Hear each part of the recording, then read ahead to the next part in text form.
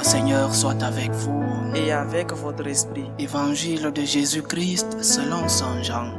Gloire à toi, Seigneur. En ce temps-là, Jésus alla au mont des Oliviers. Dès l'aurore, il retourna au temple. Comme tout le peuple venait à lui, il s'assit et se mit à enseigner. Les scribes et les pharisiens lui amènent une femme qu'on avait surprise en situation d'adultère et disent à Jésus, « Maître, cette femme a été surprise en flagrant délit d'adultère. Or la loi, Moïse nous a ordonné de lapider ces femmes-là. Et toi, que dis-tu » Il parlait ainsi pour le mettre à l'épreuve afin de pouvoir l'accuser, mais Jésus s'était baissé et du doigt, il écrivait sur la terre. Comme on persistait à l'interroger, il se redressa et leur dit, « Celui d'entre vous qui est sans péché, qu'il soit le premier à lui jeter une pierre. » Il se baissa de nouveau et il écrivait sur la terre. Eux, après avoir entendu cela, s'en allaient un par un, en commençant par les plus âgés. Jésus resta seul avec la femme, toujours là au milieu. Il se redressa et lui demanda, « Femme, où sont-ils donc?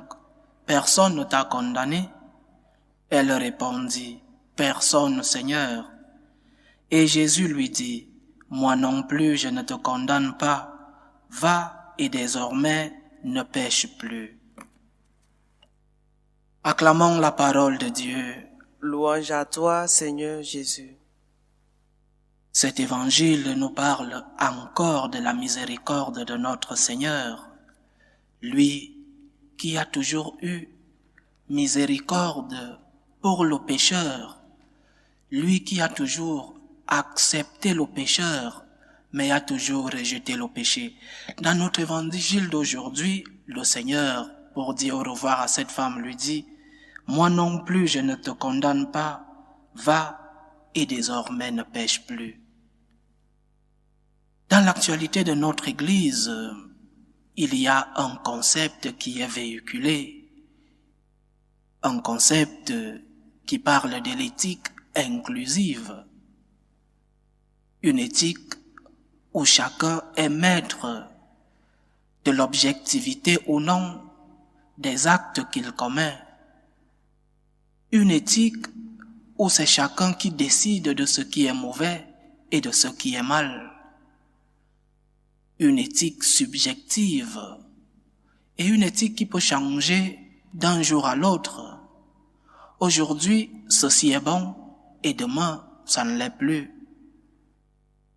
Chers frères et sœurs, le Seigneur qui s'est toujours défini comme la lumière du monde veut que nous ayons conscience que le péché, le mal que nous commettons, ne dépend pas de notre subjectivité. La réalité est hors de nous. La réalité est objective. Le péché que nous commettons ne dépend pas de nos croyances. Le mal que nous faisons doit être objectif et nous devons avoir la conscience bien formée, une conscience droite qui nous permet de reconnaître le mal que nous faisons. Cette Église, avec cette éthique inclusive, va nous amener à la ruine. Parce que le Seigneur, je répète, a toujours accepté le pécheur, mais pas le péché. Le Seigneur a toujours accueilli ceux-là qui viennent vers lui pour lui demander pardon, qui reconnaissent d'abord la faute commise, qui reconnaissent l'offense, qui reconnaissent leur propre misère, leur propre péché, mais qui veulent changer, qui cherchent la conversion, qui ont une douleur dans le cœur pour avoir offensé non seulement Dieu, mais aussi le prochain. Alors, cette éthique inclusive est un pur mensonge de notre temps, parce que l'Église a toujours accueilli le pécheur. L'Église a toujours accueilli la personne, mais pas l'acte. L'Église a toujours rejeté le péché, mais accueillir la personne. Et aujourd'hui, avec l'actualité du synode allemand, on va nous faire croire que l'Église peut bénir le péché, que l'Église peut dire oui au péché et accueillir ainsi ce qui est mal. Non, chers frères et sœurs, le Seigneur est venu pour que nous ayons conscience de nos misères et que nous prenions conscience que nous devons aller vers le chemin de la lumière. Ce chemin de la lumière que lui-même nous trace, cette lumière que lui-même nous donne dans notre conscience quand elle est bien formée et quand elle est droite. Nous devons suivre le chemin de Dieu. Nous devons suivre ce que le Seigneur nous enseigne. Jésus ne dit pas à cette femme, va, continue de pécher, ou alors, va pécher en cachette que personne ne te voit. Le Seigneur lui dit, va, mais ne pêche plus. Va, mais change de vie. Moi, je t'accueille. Je ne te condamne pas moi, mais je veux que tu te convertisses, que tu viennes à moi avec ce cœur douloureux d'avoir offensé. Alors, nous devons retourner vers ce que nous enseigne l'Église, la parole de Dieu et sa tradition. Nous devons retourner vers les principes que nous ont laissés nos anciens. Cette Église qui veut ouvrir les portes à tout, non seulement à la personne, mais aussi aux actes que la personne commet, n'est pas l'Église du Christ. Cette Église est une Église inventée par les hommes. L'Église du Christ, c'est celle-là qui reçoit le pécheur, mais qui lui dit, le Seigneur te pardonne parce que tu es conscient d'avoir commis le mal, parce que tu es conscient que tes actes sont mauvais, parce que tu es conscient que tu dois demander pardon au Seigneur et de recommencer. Alors le Seigneur te reçoit dans sa maison, mais ne reçoit pas tes actes.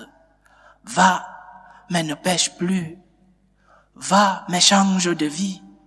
Le Seigneur t'accueille. Le Seigneur sait que tu es faible, tu es débile. Mais le Seigneur veut que tu luttes contre ces misères. Le Seigneur veut que tu prennes conscience de tes péchés et que tu lui dises, Seigneur, pardonne-moi. Mais donne-moi la force pour pouvoir lutter contre ces grandes tentations de la vie. Pardonne-moi pour mes misères, pardonne-moi pour mes péchés. Je veux être avec toi, mais je veux laisser ce lourd fardeau que je porte. Je veux laisser ces péchés que j'ai commis. Et le Seigneur te dira, viens mon fils, entre dans la maison du Seigneur, parce que tu es conscient que ce que tu fais est mauvais. Cette Église qui accueille tout, je répète, n'est pas l'Église du Christ. Parce que le Christ est venu pour nous libérer de nos péchés. Le Christ n'est pas venu pour nous dire, continue dans ton péché, que personne ne te voit, fais-le en cachette et je vais te bénir. Non. Le Christ est venu pour nous dire, tu peux lutter contre le mal. Avec la grâce de Dieu, tu peux te relever. Viens à la maison du Père, mais avec une conversion, avec un cœur rempli de douleur pour avoir offensé.